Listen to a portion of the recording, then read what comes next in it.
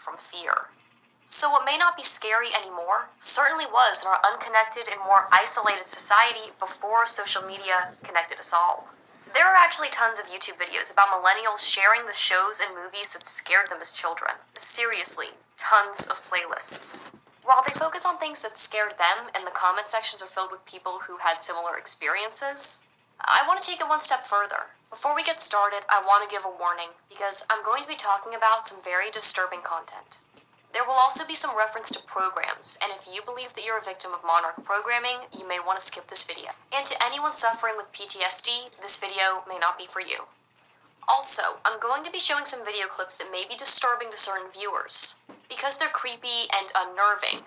The clips are from commercials and TV shows that aired from the 90s to the early 2000s. With that being said, I will also be discussing disturbing content like death and abuse that may be too graphic for sensitive viewers or people who are very empathetic.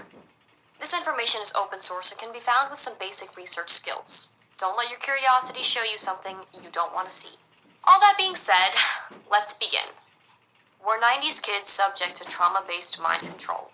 To an extent, yes. However, every recent generation has been. The only differences are the scripts being run. This video aired every night with a subliminal message behind the text. The easiest way to program the subconscious is to distract the conscious mind. So by reading the words on the screen, your conscious mind focuses on the lyrics, but your subconscious picks up on the subliminal message. This type of programming script was used to create nationalism. The primary use of psychological manipulation is highly sophisticated and done to targeted individuals from before they're born, to program them with an individualized script for a desired purpose. There are countless types of programming, such as Beta, Gamma, Alex, Janus, Delta, and are done by trained programmers or handlers, or grand dames, also called Mothers of Darkness. An abuse survivor named Katie Groves describes programming as follows. For thousands of years, people have perpetrated a crime against humanity known as trauma or torture-based mind control. Its essential goal is to break the will of an individual and brainwash them into being an unwitting slave.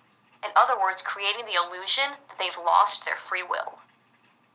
A slave who neither knows they're a slave nor has the ability to question their circumstances.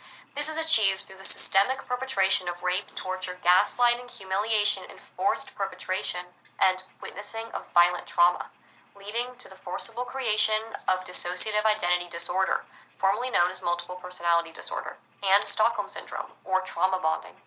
Dissociative parts of the victim, called alters, are then accessed through hypnosis and programmed to do their abuser's wills.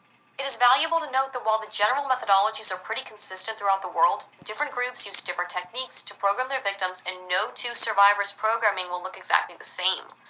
You may be wondering at this point just who these groups are.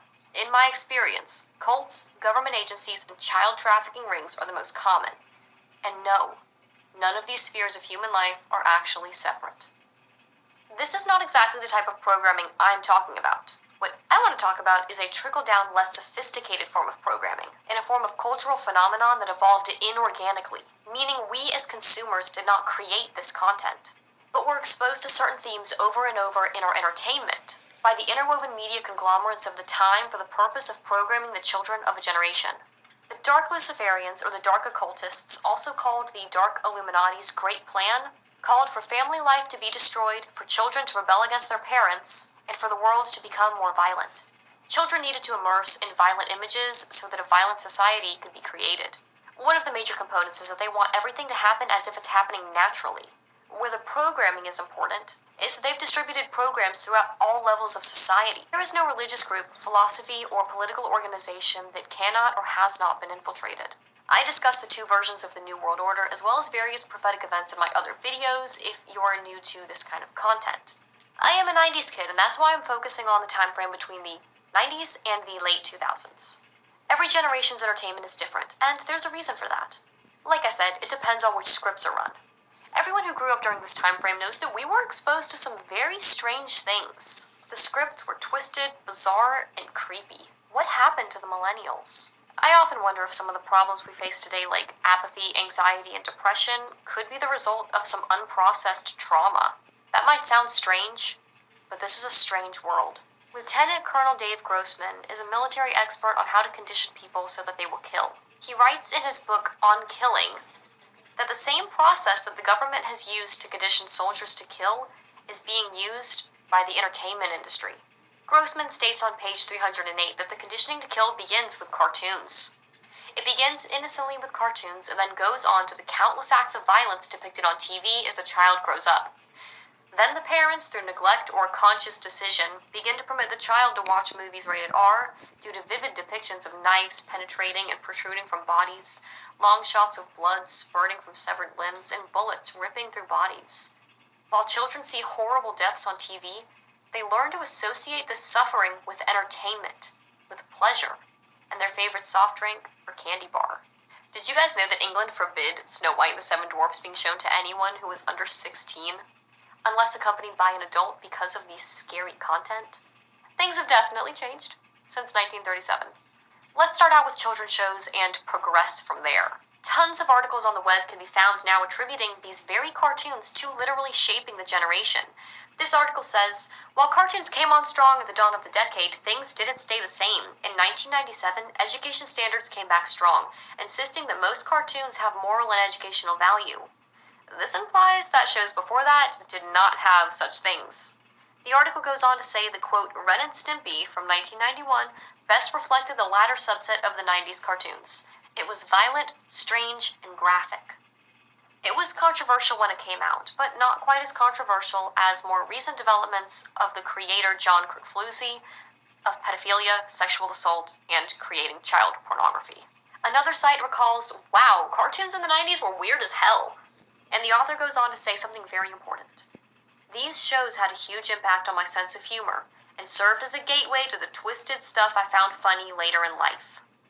Another site says that they knew that they were weird and they celebrated it, ending the article with the realization that they don't make cartoons like this anymore.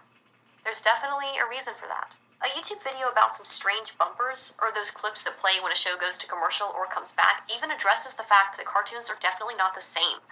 Weirdness is inspired by creativeness, and today's Nickelodeon is not that. So what was Nickelodeon like? Well,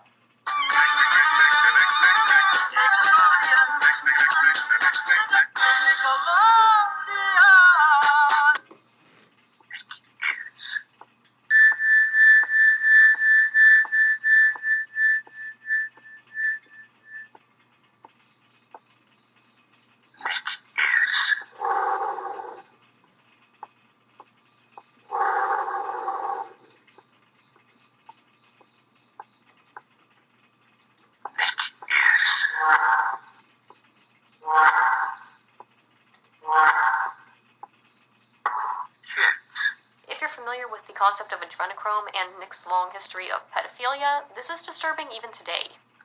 I feed on you. I can only speak for the US, but while kids in the UK grew up with Harry Potter and their introduction to magic, we had Hocus Pocus. Thou art a new sprig of a girl, but I shall be a sprig forever once I suck the life out of all the children in Salem. As well as kids shows with scenes like this.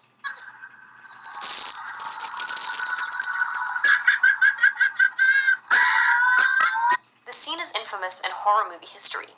It was so terrifying in the 70s that moviegoers actually cried and fainted while watching it. But by the 90s, it's been reduced to child's play. Then there was the Goosebumps series. And yes, the classic magic will protect your individuality. Say, you've still got your color. You have not done great. Oh, that's because I have the power of magic, Willie. Oh yeah, I forgot. And yeah, just a whole slew of other weird stuff. Cartoon Network also had a lot of strange shows, to say the least. Okay, this stuff is pretty innocent, but being steeped in this kind of stuff with no escape, you kind of have to accept it as normal. And you become desensitized to the content. Later in the 2000s, every kid my age remembers this. Mr. Meaty. The internet is full of people who call this the most traumatizing show on Nickelodeon. It's something that I can't even describe. Like, I can't put into words how horrific this show was. Like, I can't. And they're really not being that sarcastic. It was a puppet comedy show with an intro that cheerfully sings, "All God's creatures fresh off the grill." And here are some comments about it. They say things like, "Nickelodeon showing you how to become a cannibal since 2000. This is why it was canceled. This show is the reason I have issues. I can't believe I watched this when I was little. How did this even make it on TV? Now I understand why my mom didn't let me watch this show. It had scenes like this." Oh, hey, you know what? You guys should be very, very careful because there's pig lard all over the floor that's very slippery, okay?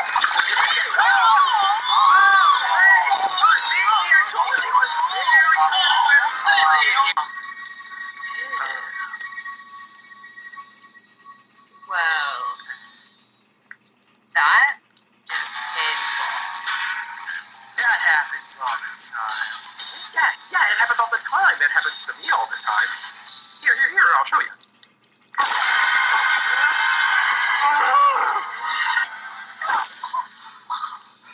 Voila! You have a delicious and nutritious snack. Yeah, the crunchy parts are my favorite. Here.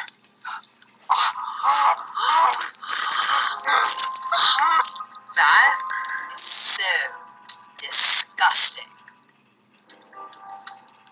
I love it. Interestingly, another odd show from the 2000s called Room 401, which was supposedly a prank show, had an eerily similar scene.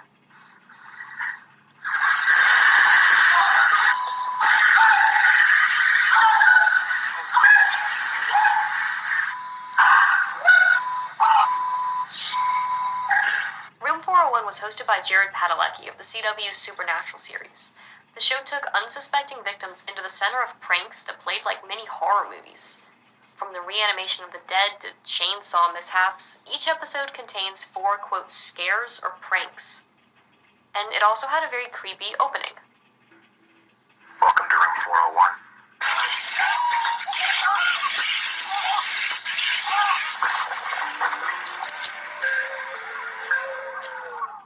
Keep in mind that all this was seen through the eyes of children. They had very little context, and there's nothing scarier than the unknown. So even if these clips aren't all that scary, our imaginations made things a lot worse. Today's kids can see something like this and instantly go online to learn more about it. That way they can contextualize what they saw, and it minimizes that unknown factor. So it can minimize and remove the fear and anxiety around something uncanny. An example of this can be seen in the reception of the movie It, which frightened kids in the 1990s. But the 2017 remake quickly was turned into cute cartoons and toys and wasn't frightening at all. I threw out a poll on my Instagram and asked people if they remembered anything strange in cartoons from growing up. I got this response which says Cartoon Network shows were dark, like murder, misogyny, and being skinned alive. And then I put a button to ask people if, looking back, this was messed up to show kids. The majority said yes, but I was actually kind of surprised that some said no. Another person said that everything was UFOs, and paranormal and supernatural were definitely big themes. But the entire UFO and alien narrative is a clever way to cover up the CIA and government black operations involving mind control. There's a reason people like John Podesta push the UFO agenda. When they push for disclosure, it's to keep the light off of what they actually are involved in and give the public a new enemy, or something to focus on and never suspect the true monsters are living among us. Area 51 has nothing on Dulce, New Mexico. Speaking of UFOs, Sci-Fi was a basic cable channel owned by NBC Universal and featured sci-fi, horror, fantasy, paranormal, and supernatural shows that premiered in 1992. This is the promo clip.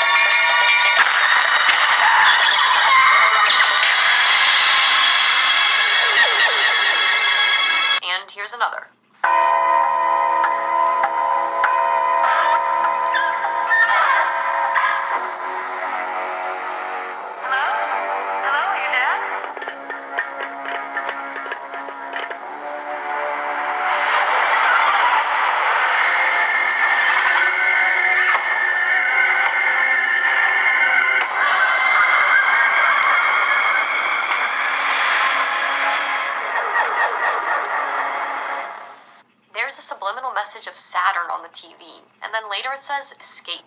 Saturn on Earth, or Saturn's world, depicted here.